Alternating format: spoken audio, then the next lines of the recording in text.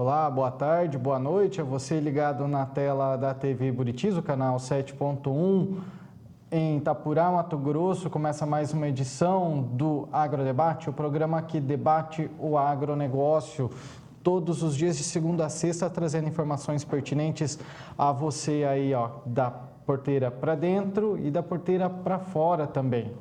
E hoje o assunto gira em torno de um assunto que talvez seja um pouquinho complicado para algumas pessoas, às vezes até para a gente, né? Porque é um assunto recente, é novo, então a gente vai tentar entender como é que funciona o crédito de carbono, já que também na semana que vem começa um evento importantíssimo que debate o meio ambiente, que é um evento que acontece todos os anos aí, realizado pela ONU, né? A Conferência Anual da ONU do Meio Ambiente, a COP29, começa na próxima segunda-feira no Azerbaijão.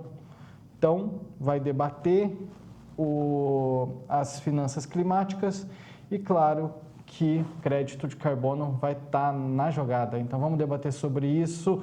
Tem nome de peso para participar conosco hoje por aqui. Te convido, vamos debater o agronegócio?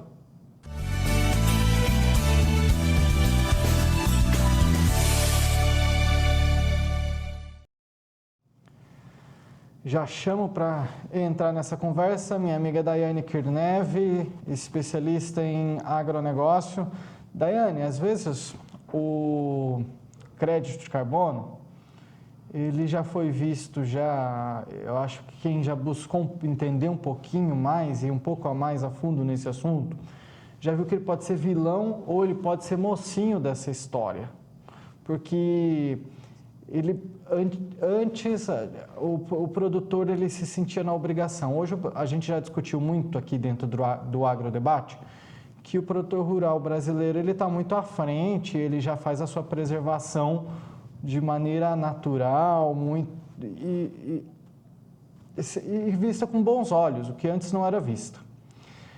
Hoje já dá até para ganhar dinheiro em cima da sua área preservada, ou seja, um ponto bom, mas eu também vou segurar aquela área parada, eu não mexo nela e também eu não posso desenvolver industrialmente aquela região, e aí será que freia o desenvolvimento?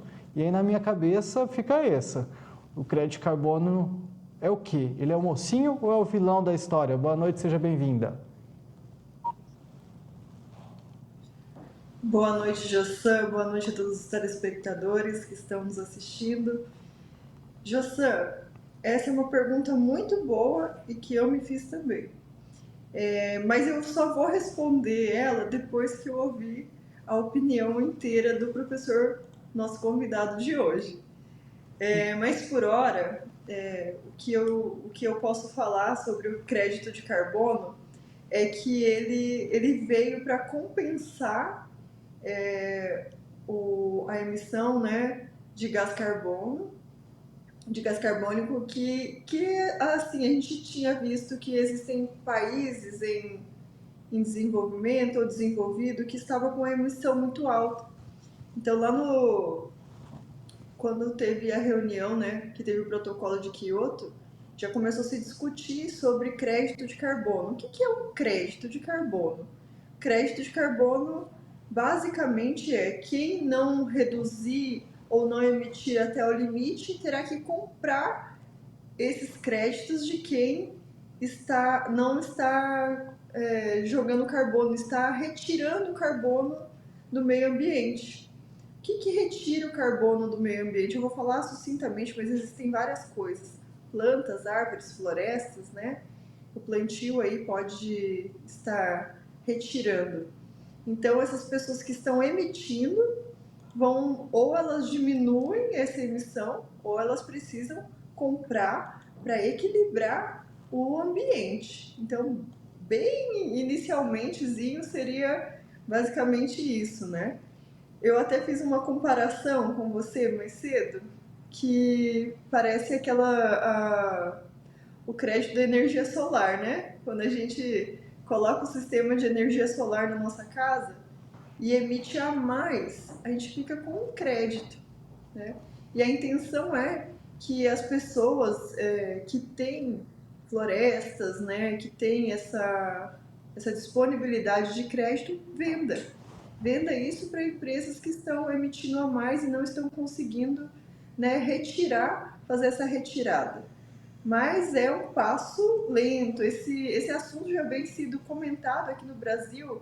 Eu já escutei ele na ProSoja já em 2003, por aí, eles já começavam a falar sobre o crédito de carbono para os produtores. E até hoje ainda não está regularizado. Então, Jossan, você está me ouvindo bem? Parece que está travando a minha imagem. Está me ouvindo bem? eu não percebi, para mim tá ok, eu te ouço bem. E deixa eu ver com o Tá. Paulo. Deu alguma travada aí, Paulo? Com a Daiane ou tá tudo certo? Aí, o Paulo tá fazendo com o dedinho que não. Tá certo por aqui, Daia. Tudo bem, então eu vou continuar. Na minha imagem aparecia travado. Então, Jossan, eles já falavam sobre isso, só que ainda há pequenos passos, né, passos curtos. E hoje já existem projetos de lei ali para ser regulamentado esse tipo de mercado. Então, vamos convidar, né, nosso, nosso convidado de hoje especial que vai falar sobre isso. Eu vou deixar as honras para você para convidá-lo, que vai explicar melhor para a gente. Nome de peso hoje por aqui, hein, Daiane? Advogado tributarista, presidente da Alagro, que é a Academia Latino-Americana do Agronegócio, conselheiro do Conselho Superior de Agronegócio da Fiesp, secretário-geral da Comissão Especial de Direito Agrário e do Agronegócio do Conselho Federal da OAB, diretor de agronegócio da Câmara Internacional de Negócios. Vem ele para dizer se eu errei em alguma coisa aqui, se faltou alguma coisa, porque esse currículo é extenso. Seu Manuel Mário de Souza Barros, muito obrigado por ter aceitado o nosso convite. Seja bem-vindo ao Agrodebate. Muito boa noite, meu caro Jossan. Boa noite, doutora Daiane. É um prazer muito grande aí vocês da Record News, aí no Mato Grosso, estarem debatendo aí no Agrodebate mais um tema relevante, importante, que define, né, com certeza, toda a maturidade do crescimento e da importância da descarbonização da nossa economia, e tendo em vista que o crédito de carbono foi uma ferramenta criada no Protocolo de Quioto, em 1997, é bom a gente enaltecer essa informação para dar embasamento, que visava exatamente a mitigação ou mesmo a diminuição dos gases de efeito estufa, que provocam diversos problemas ambientais associados às mudanças climáticas. Nós estamos vendo aí o que está acontecendo no planeta. Tivemos recentemente um caso gravíssimo do Rio Grande do Sul. Aquela enchente não foi uma enchente normal, ela foi derivativa de problemas climáticos gravíssimos, como aconteceu em diversas partes do planeta, como aconteceu e vem acontecendo essa forte estiagem que nós tivemos, que comprometeu todo o parquê produtivo brasileiro e, por via de consequência, no planeta inteiro.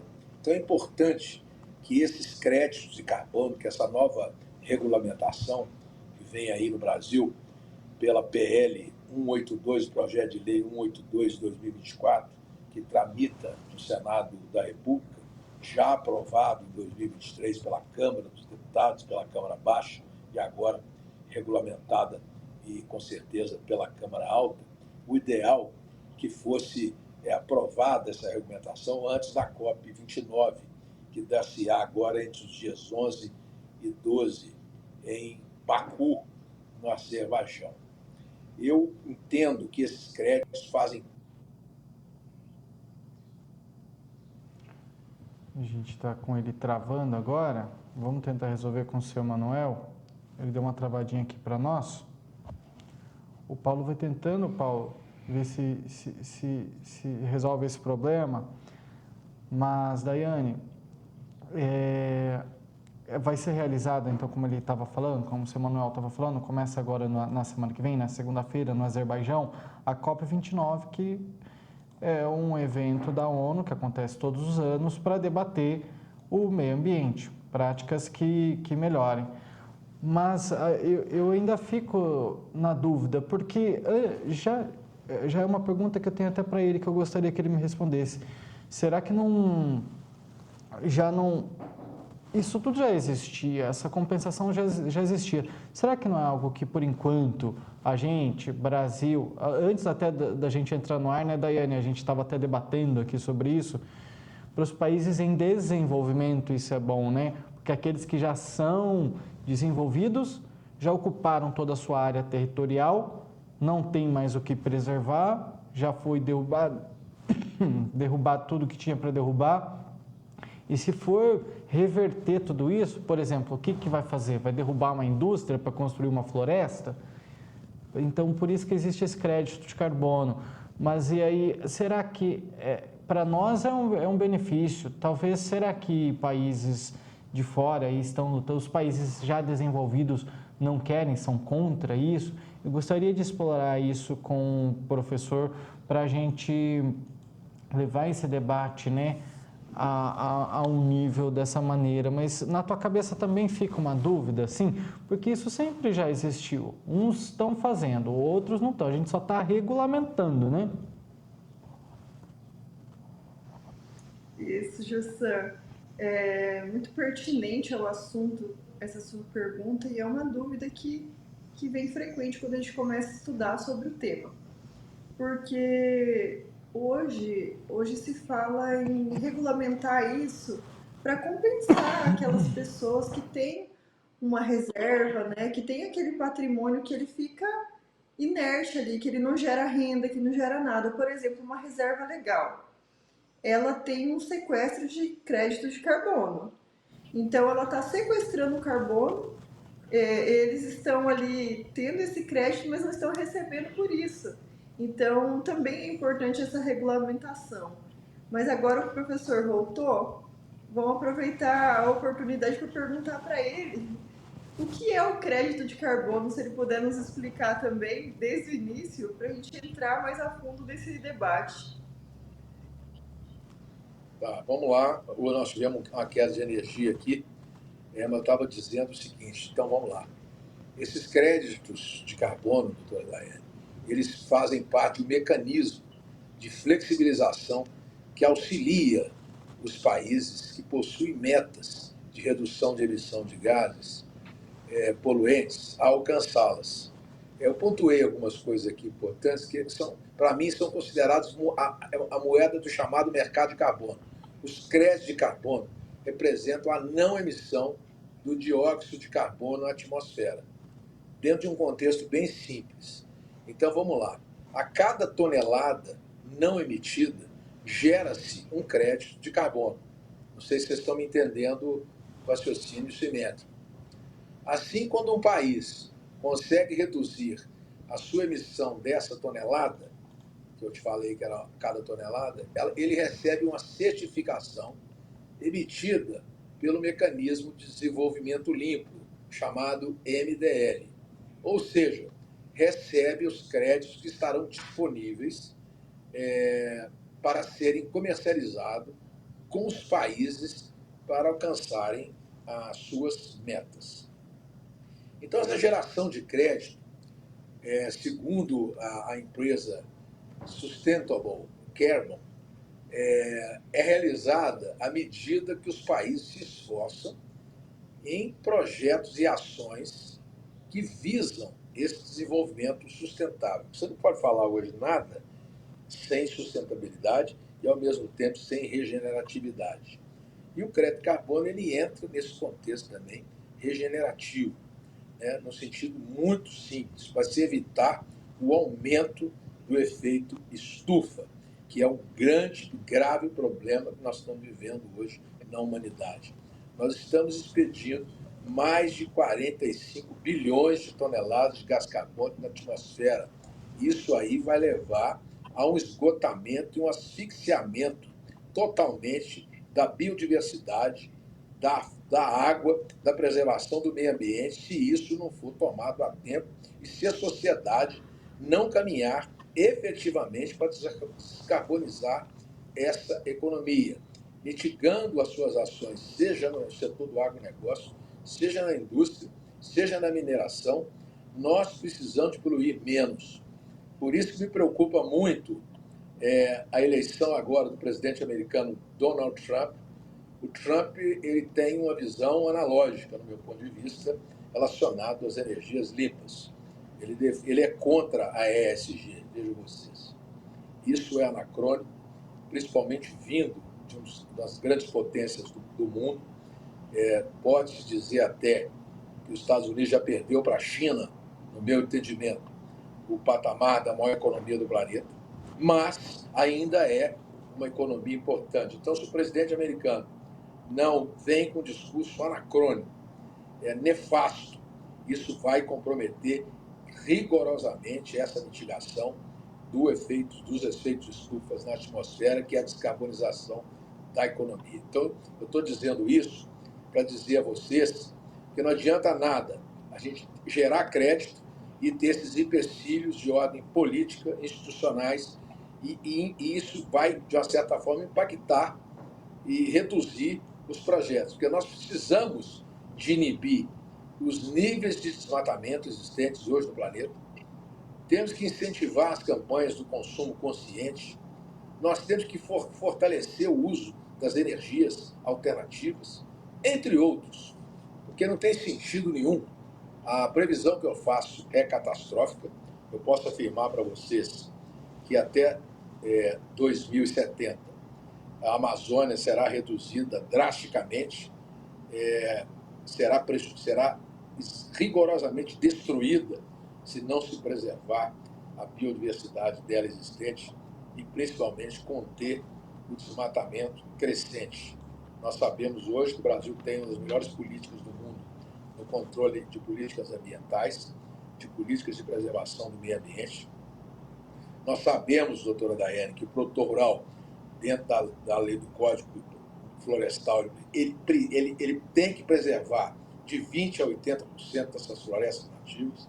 Portanto, não é normal o Brasil hoje ser criticado contundentemente, principalmente pela comunidade europeia, que por falta de conhecimento, não sei se você observou no grupo há poucos dias, uma declaração do CEO da Danone, uma das maiores empresas de laticínio do planeta, que falou exatamente uma bobagem, uma besteira sem precedentes, que não compraria soja do Brasil, porque o Brasil desmatava.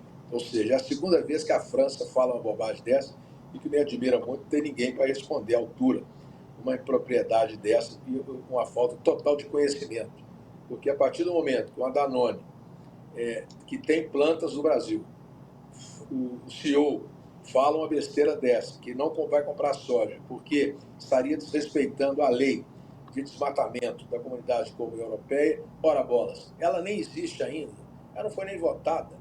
Então, depois eles tentaram descontextualizar isso, falando que não, foi um erro e tudo, mas o prejuízo que o Brasil teve estar tendo com isso foi incomensurável.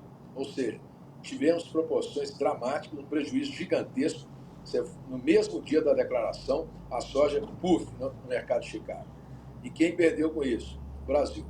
Então, o produtor rural não aguenta ser taxado de poluidor, de desmatador, que não respeita o meio ambiente. Isso tudo é muito sério. Por isso que o crédito carbono vem num momento importantíssimo nessa consolidação e nessa regulamentação do Senado da República, para que seja apresentado, espero que dê tempo ainda, na COP29, porque hoje é dia 7, né, nós podemos... Dia 5 foi votado, começou a votação no Senado da República, exatamente para ser regulamentado, e nós sabemos que a comercialização desses créditos é exatamente fundamental, porque o mercado de carbono ele existe no mundo todo. E cada país tem a sua regulamentação. E como é o caso do Brasil, mais do que nunca, precisa de ter isso definido. Então, basicamente, o mercado de carbono, doutora Daiane, é caracterizado pela venda de créditos, né, de carbono, de um país que detém ao ter reduzido sua emissão de dióxido de carbono em um país que precisa diminuir suas emissões, mas não atingiu as suas metas. O que eu quero dizer com isso?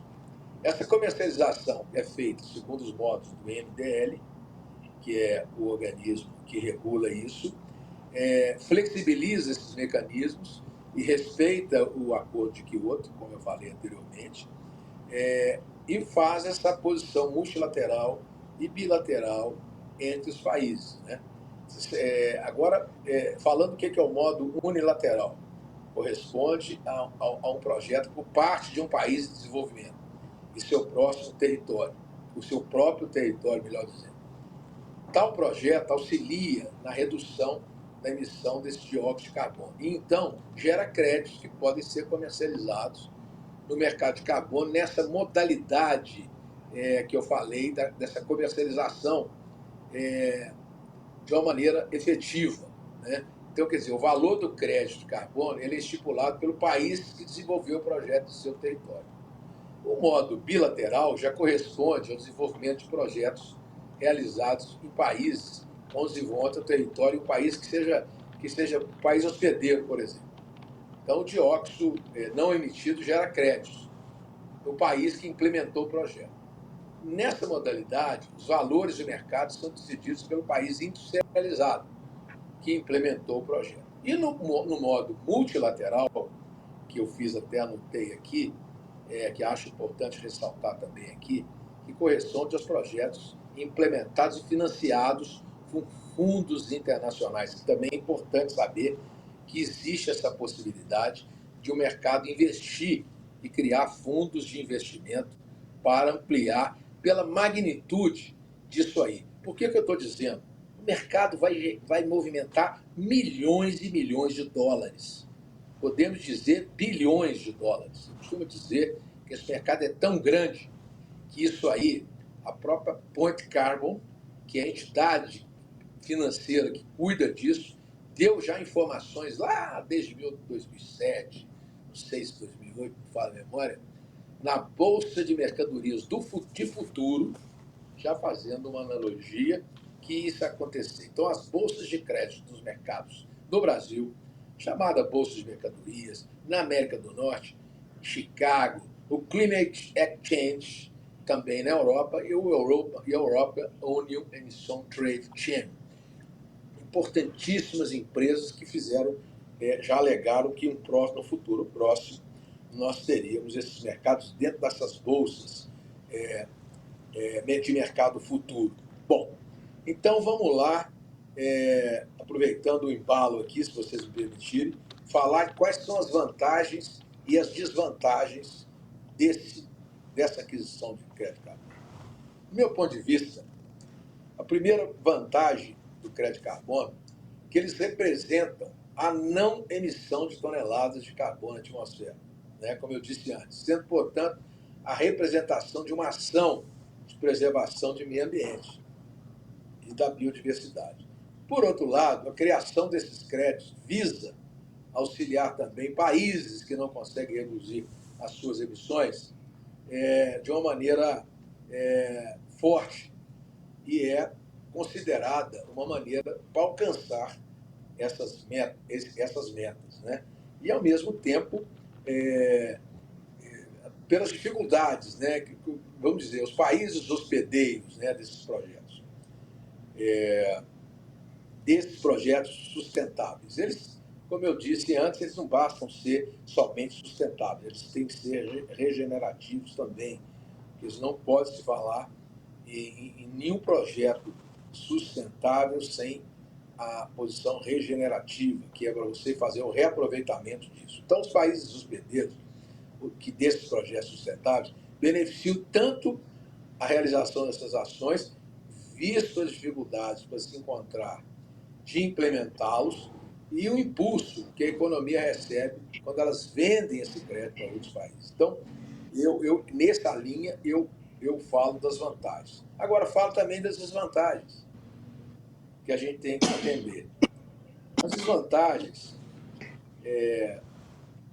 eu tenho lido alguns estudiosos que têm falado sobre isso de uma maneira bem enfática de uma maneira bem contundente, dizendo que os ambientalistas, principalmente, esse pessoal que defende muito o meio ambiente, às vezes até sem conhecimento, que nós temos ainda no mundo uma total falta de conhecimento agronômico ou mesmo econômico para poder se dar opinião. Nós estamos, o Brasil, o mundo está cheio de influenciadores que não conhecem nada, não sabem nada, não estudam e falam bobagem uma atrás da outra. E eu não quero aqui entrar nesse mérito, mas esses ambientalistas falam que alguns créditos de carbono não pode ser visto como algo vantajoso, porque eles consideram uma licença, somente uma licença para continuar poluindo.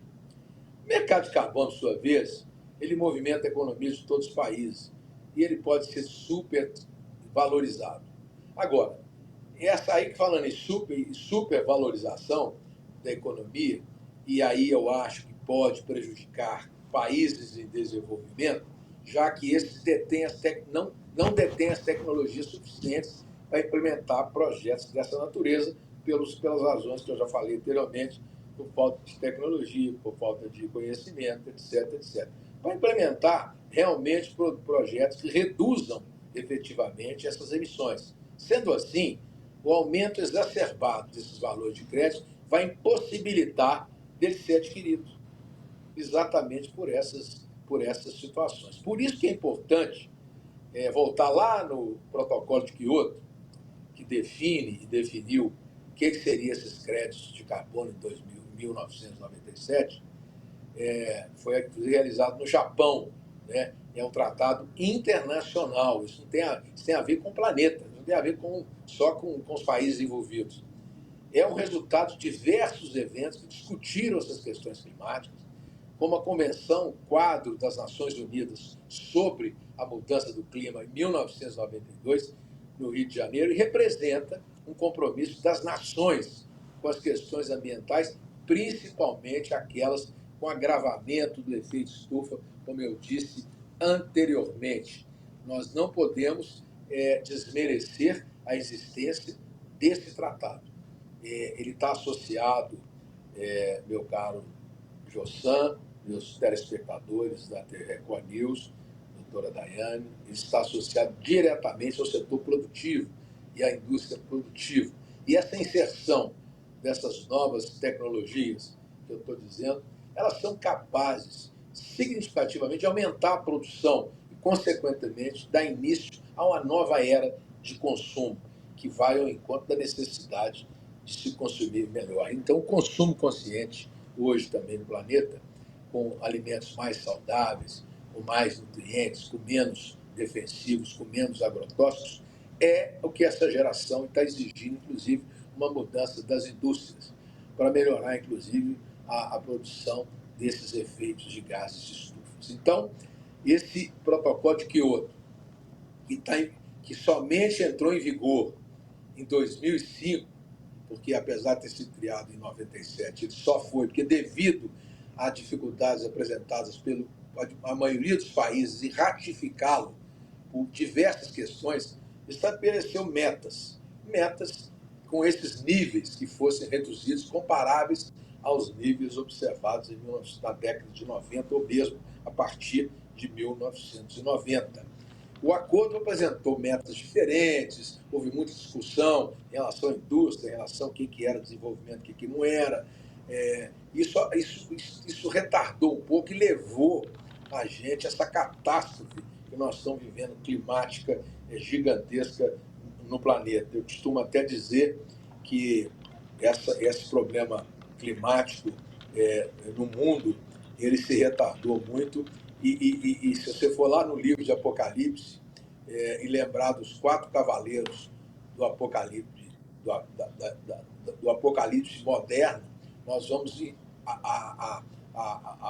o recrudescimento climático está implicitamente ligado nessa relação, junto com outros temas como a insegurança alimentar, como a fome, como a miséria, como também a transição energética, como também a potência agroalimentar que o Brasil representa. Mas nós precisamos de mitigar esses efeitos, principalmente esse da mitigação dos efeitos dessa produção de gases nocivos que a gente está percebendo. Então, como esse acordo apresentou diversas modificações e criou metas, e as nações custaram para poder voluntariamente acertar-se isso, ficou ainda um incógnita nisso. E deixou para o Brasil agora aprovar e regulamentar no Senado da República esse importante mecanismo. Agora, no entanto, meus caros ouvintes, eu acho que já era previsto que os países conseguissem alcançar essas metas com mais flexibilização. É o que nós estamos hoje entendendo com a flexibilização de tudo que está acontecendo. Então, assim, é muito importante nós que discutimos assuntos dessa natureza, precisamos definir claramente como que o Congresso Nacional vai agora equacionar essas questões regulatórias do Brasil. Porque o Brasil é a maior potência agrícola, a maior potência climática, a maior potência agroalimentar, e ela tem essa potencialidade toda de reverter isso. O Brasil é um país do planeta que tem 3.000 horas de insolação anuais, país nenhum do mundo tem, então as energias limpas e renováveis, o Brasil é o campeão, principalmente da transição energética. Então, eu particularmente entendo que nós precisamos de termos a sensibilidade de avançarmos nesse tema e, a partir daí, trazer para o Brasil a funcionalidade e os incentivos econômicos para essas empresas adotarem esses procedimentos de utilizarem as energias limpas, né? E essas companhias que impedem a emissão desses certificados vão ter problemas sérios. Então, a caminhada inexorável é fazer essas vendas também no mercado futuro. Eu acho que nós estamos aí diante de uma realidade muito forte que o Brasil tem. E o Congresso Nacional tem uma responsabilidade gigantesca de promover isso agora de uma forma efetiva ainda esse ano ainda, com certeza, regulando todo esse mecanismo para que as empresas possam compensar por meio de créditos vinculados a essas iniciativas. Só que só o farão se estiver vinculado à preservação ambiental da biodiversidade também. Então, eu particularmente entendo que essa votação, que se iniciou no dia 5 agora, de novembro, para a regulamentação no Brasil da emissão desse crédito de carbono, eles vão ao encontro da necessidade inexorável de se buscar um consenso, porque houve, na realidade, uma divisão na interpretação do que é o crédito brasileiro de carbono, que ele é dividido em dois setores, o que é regulado e o que é voluntário. O que é regulado é feito, mas o voluntário ele é muito mais importante, doutora Daiane, porque o primeiro envolve iniciativas do poder público, como eu disse antes, e observa regras estabelecidas no protocolo de Quioto. Depois vem o segundo, já se refere à iniciativa privada, que eu acho que ela é mais flexível e sem uma padronização impositiva, né? Para o chamado setor regulado, o texto prevê a criação de um órgão gestor responsável por criar normas e aplicar sanções a infrações cometidas pelas entidades que se sujeitarão a ele.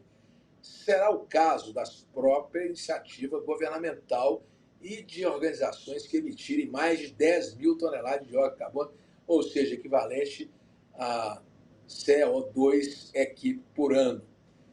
Isso aí, essa medida é uma medida usada para comparar as emissões de diferentes gases de estufa. Então, eu acho que o Brasil está no caminho certo.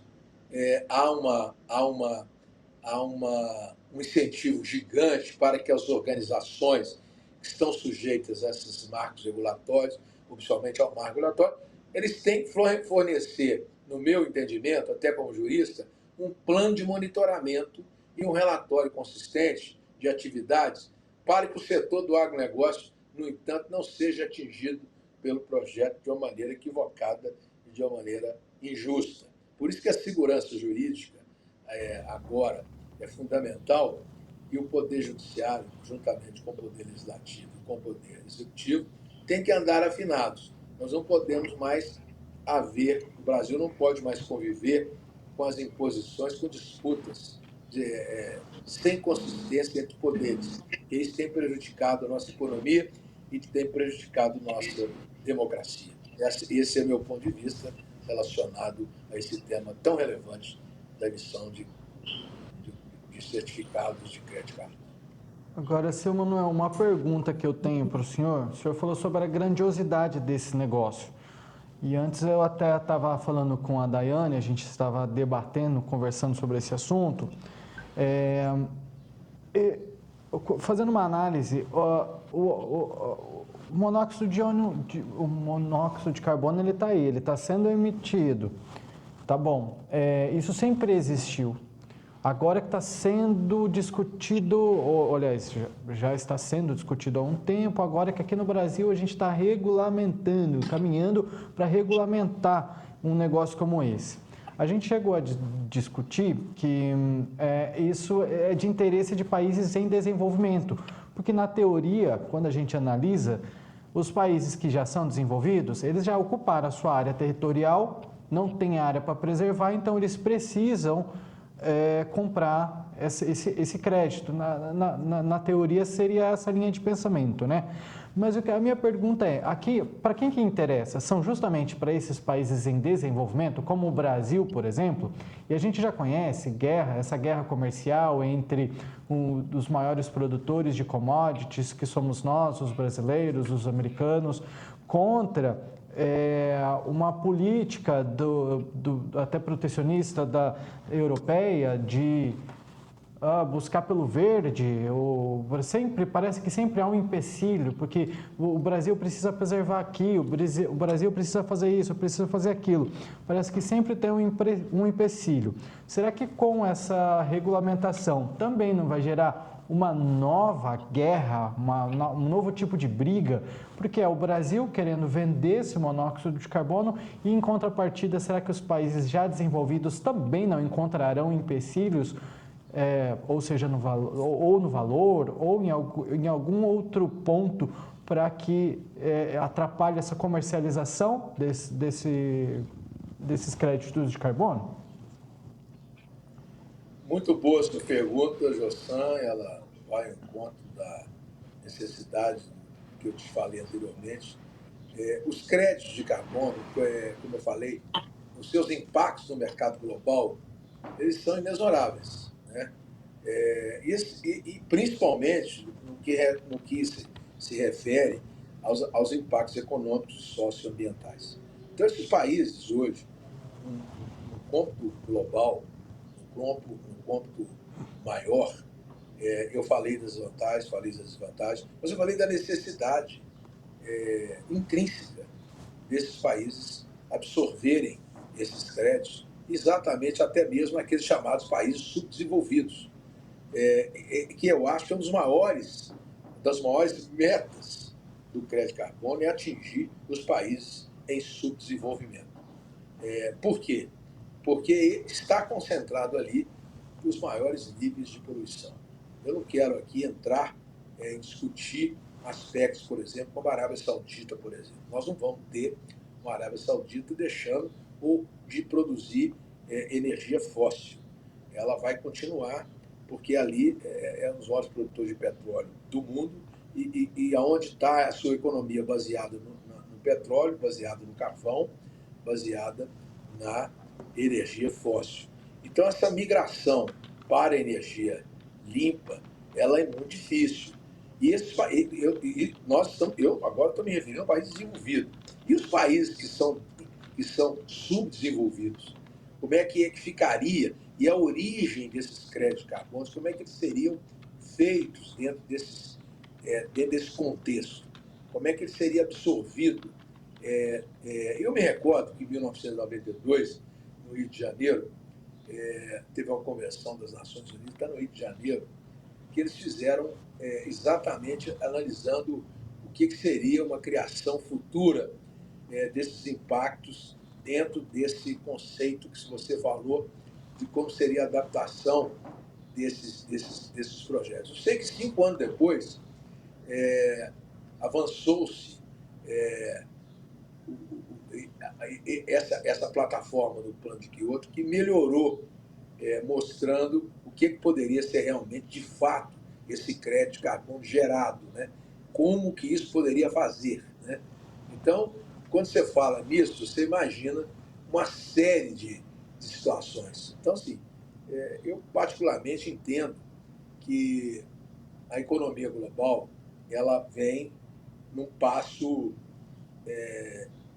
incontingencial para promover esse tipo de modalidade, porque isso está muito mais voltado para a sobrevivência da indústria, para a sobrevivência da produção, não só da produção agrícola, mas também da produção industrial, para a preservação, inclusive, da saúde humana. Né? Estudos aí gigantescos, inclusive para a Organização Mundial de Saúde, já mostram que há uma necessidade muito forte, já definida, para a gente promover essas contingências, estimular, porque uma coisa está vinculada na outra. Nós não podemos imaginar que o crédito de carbono só tem uma importância Y, X ou W. Ela tem um conglomerado de situações que, na implementação em escala global de suas situações, vão criar uma situação muito confortável e um benefício econômico na entrada para diversas situações e ganhos também para as economias desses países, né? Não podemos pensar. Então, eu acho que a redução, e eu aqui não estou inventando nada, acho que a redução dessa emissão de toneladas e toneladas de gás carbônico de CO2 na atmosfera, isso vai ser muito benéfico. Isso vai ajudar os países a ter um ar melhor, qualidade de vida melhor e o controle desse carbono, desse crédito de carbono. E avançar na chamada comercialização sustentável. Porque a gente entende que com o crescimento do mundo, eu acho que o Brasil foi o que menos comprometeu com isso, mas existe sim, houve um crescimento grande aí no desmatamento, né? E houve também um baixo investimento, né, no sentido de se preservar essas energias. E agora começou a urgir a necessidade prática de controlar realmente, melhorar, com certeza, e criar soluções para melhorar essas energias limpas e melhorando, porque isso virou um problema de saúde pública. Isso não pode ser mais colocado da forma que está colocando. Desde do Acordo de Paris, que a gente acompanhou também, e os seus reflexos, né, na economia global, mostra-nos uma posição estratégica, né? Principalmente aquilo que eu disse para vocês antes, da importância do mercado regulador e do mercado voluntário. E eu acho que o crescimento do mercado voluntário ele está vindo com a nova conscientização da população em relação a isso. Agora, defendo uma comunicação maciça, forte, fora das porteiras, para fora das porteiras, para dentro saindo de dentro das porteiras, indo para fora das porteiras, e para a sociedade de maneira geral, né? Nós precisamos de levar esse tema, que ele passa a ser até obrigatório nas faculdades de ensino, nas palestras, nas conferências, para a gente aprimorar cada vez mais esses procedimentos. Então, eu particularmente entendo que o potencial do Brasil hoje é o maior que temos no planeta, a comercialização desses créditos a partir da sua regulamentação efetiva.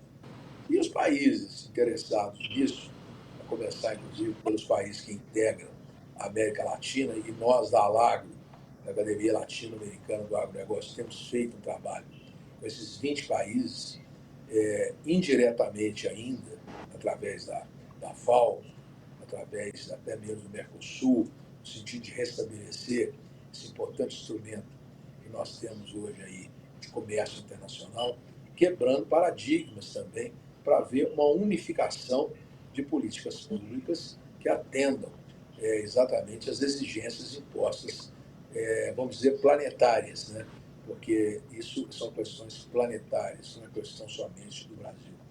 Esse tema voluntário dessas soluções naturais, elas têm que vir para contribuir imediatamente para a descarbonização da nossa economia, porque senão nós vamos ter um final muito triste e não vamos conseguir chegar a 2070 vivos, tá? Eu não estou fazendo nenhum tipo, quando eu falei da destruição da floresta amazônica, e vou falar mais, se continuar assim, nós vamos perder o Pantanal vai ser destruído também, porque não há nenhum tipo de previsibilidade se nós não preservarmos o meio ambiente e também a biodiversidade. Ou seja, esta é a oportunidade de criar uma cadeia potencialmente grande para o Brasil. E o mundo vai precisar muito do Brasil porque nós somos o único país do planeta em potencial de offsets, vamos dizer assim, que são os mecanismos de compensação que focam os incentivos a essa mitigação, normalmente voluntários, que eu estou dizendo para vocês e insistindo nisso. E não é apenas mais uma cadeia. Nós estamos falando hoje, o Brasil tem uma cadeia produtiva do açaí e o abacate.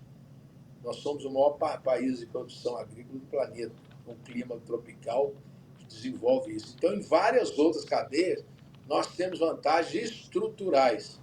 E eu acredito ainda, como país, como Brasil, como brasileiro, que essa visão nossa ela é extremamente clara, ela é extremamente objetiva e parte da iniciativa do Brasil para nós avançarmos. Primeiro, para promover essas ações de destravar essas ofertas de crédito de carbono de alta integridade que o Brasil dispõe, que elas atendem os compromissos brasileiros e globais para o programa Net to Zero.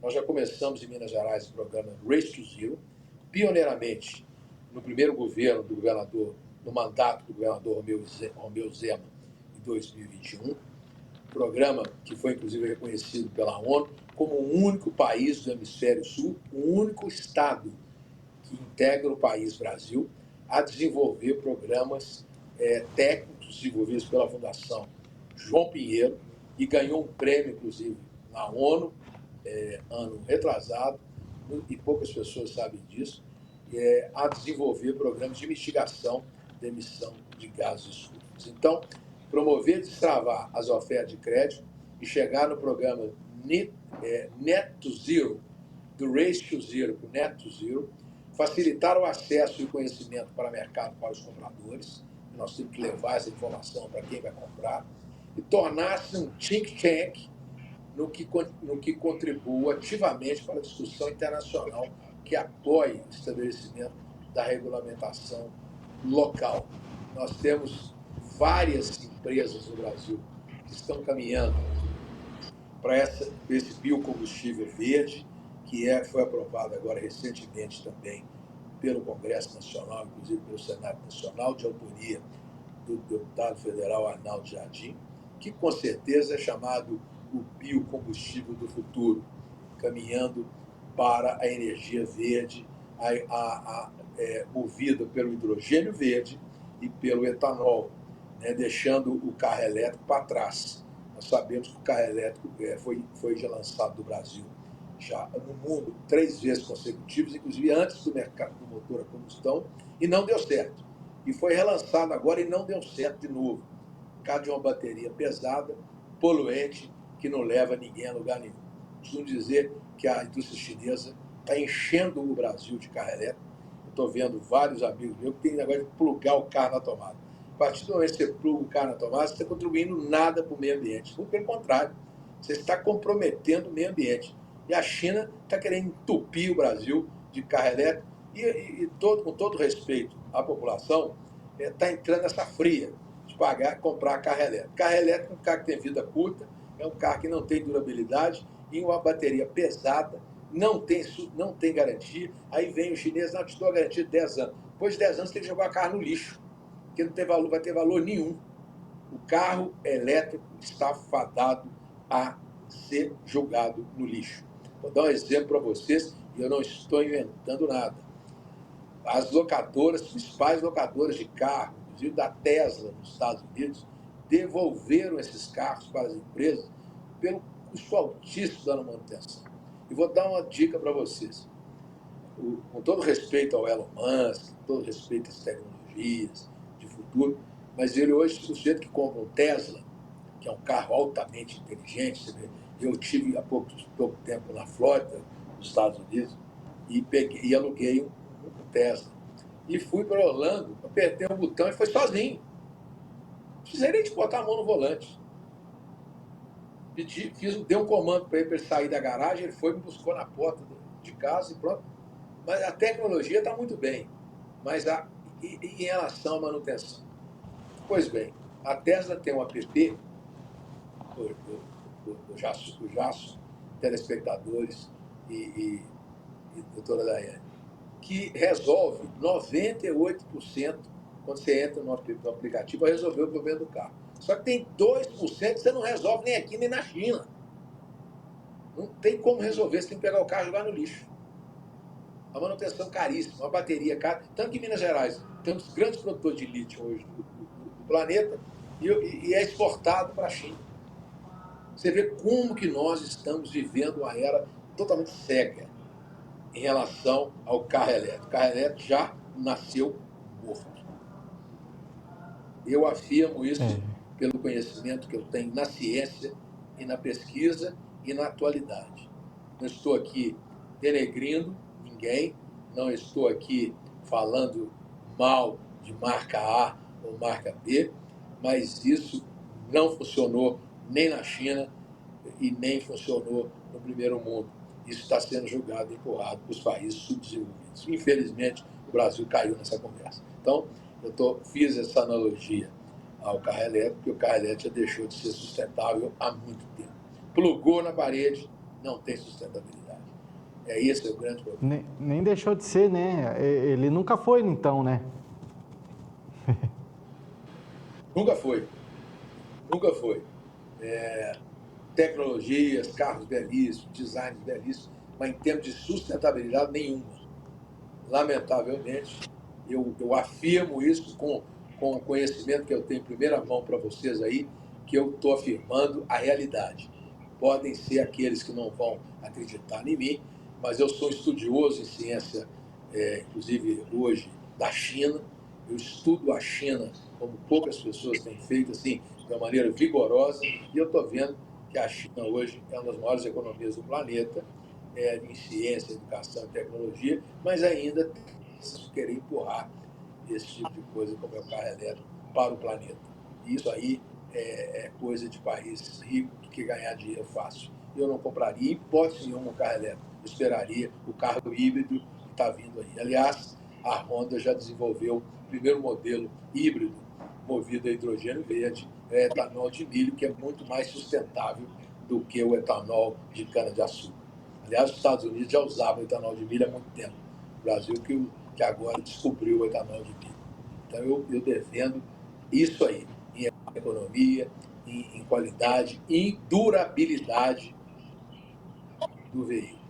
Essa é a grande realidade que eu dou em primeira mão para vocês e provo o que eu estou dizendo. Eu não estou aqui inventando nada. Seu Manuel Mário, nós gostaríamos de conversar muito mais com o senhor, mas a gente tem um tempo a cumprir e o nosso tempo já está se esgotando. Parece que passou assim muito rápido. Eu acho que é um assunto que ele tem muitos desdobramentos e tem muita coisa a ser falada sobre ele. Então, eu acho que nós gostaríamos, nós já vamos refazer o convite ao senhor para que em outra oportunidade a gente volte a falar sobre A gente gostaria de ter falado hoje também sobre a Alagro, né, a Academia Latino-Americana do Agronegócio, a qual o senhor é presidente e que levam, né, um nome de tanto peso assim para... E a gente fica muito feliz em tê-lo aqui conosco por conta desse peso e todo o seu estudo. O senhor acabou de mencionar, inclusive, o seu estudo em volta da China. E a nós interessa muito, né, Daiane, já que a gente tem analisado muito o mercado, principalmente da agricultura, que tem muito a ver, né, minha amiga? Com certeza, Jassan.